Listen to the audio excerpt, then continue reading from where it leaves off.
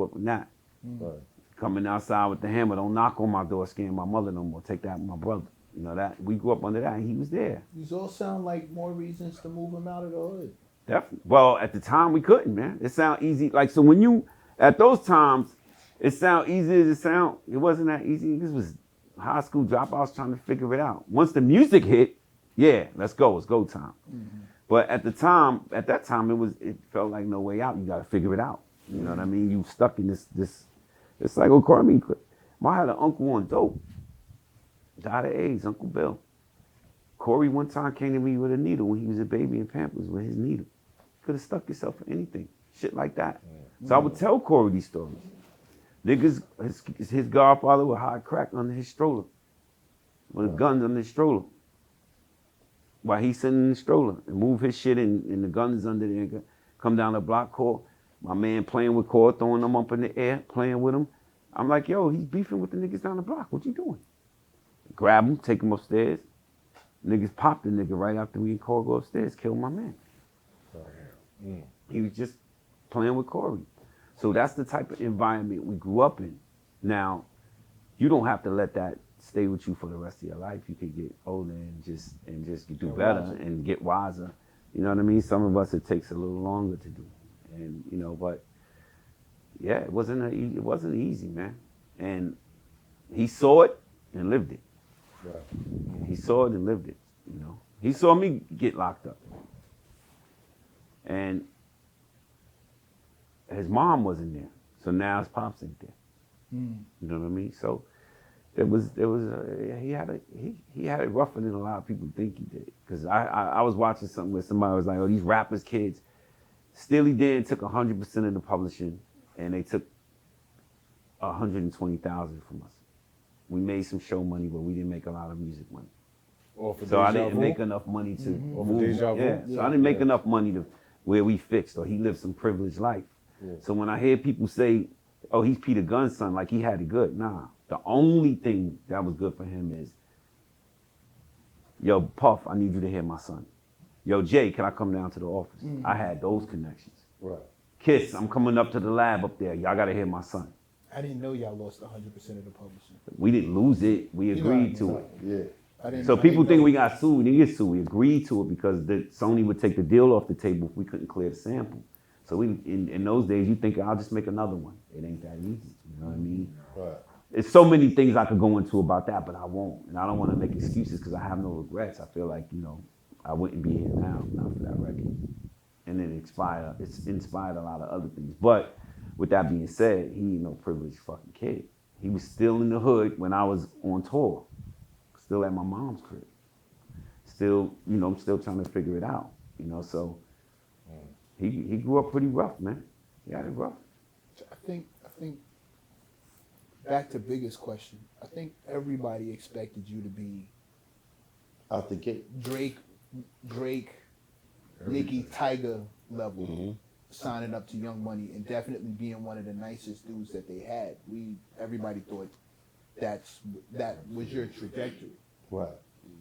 To hear that you're still on the label, I was even surprised. I didn't realize you were still signing it. So we understand what kept you from maybe going in that direction in the beginning. Gun charge, Wayne being in jail, beefing with Baby, all that makes sense. And I'm praying you ever become complacent with that. Because you still the nicest.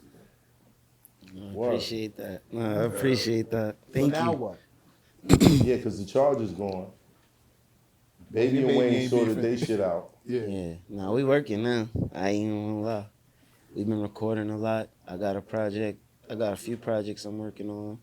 I got mad music with Wayne. I got a project I'm working on with Shout My Bro Euro, R.I.P. Diego. God, what's the name of I don't know. We don't have an exact name of the project yet, but I'm working on a whole album with Euro. He just lost his brother, so that kind of messed me up. Do you still believe?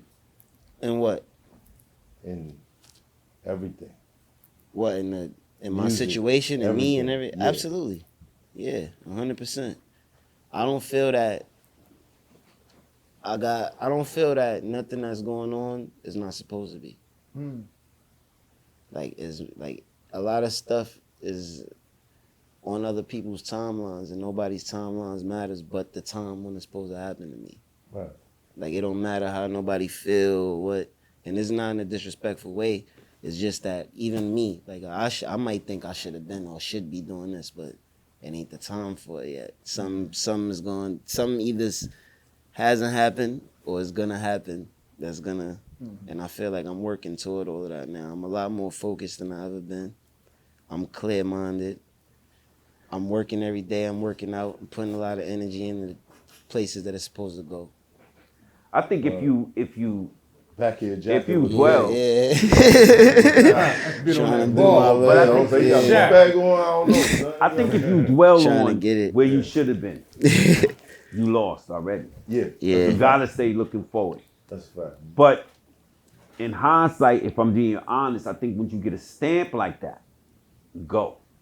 You run with it. We could have. There's some things we could have done. So I don't want to sit here and act like niggas did everything they were supposed to do. There's some things I could have did. That even like like I said, I wasn't in a good space where I was supposed to come and make sure this opportunity it's like lightning don't strike twice like that. This nigga's the hottest dude on the planet, and Cory's there, and he's introducing Cory to the world. You take that stamp and you go. Right. And when people say, yo, you sound like you taking up for Wayne and them, how could you not? The nigga came out and co-signed my son when he was the hottest thing in the world. He could have put anybody in that position. He put Cory in that position. I don't see why you would have a problem with that. Yeah. But some people come out and they say, yo, you don't feel like Young Money is it? No. We could have did some things, and but the thing is, back in our days, they drop you. They still look out and love Cory and fly Cory out and want Cory to work and go, we got you. To this day. And if Cory came to them and say, I want to go try something over here, they'll do that. Yo, I want to go do a deal over here. I don't want. If Cory did that, so it's a family, and just so y'all clear, I only met Wayne maybe 2 or 3 times in my life. This ain't me taking over somebody that's my man. I don't know him like that.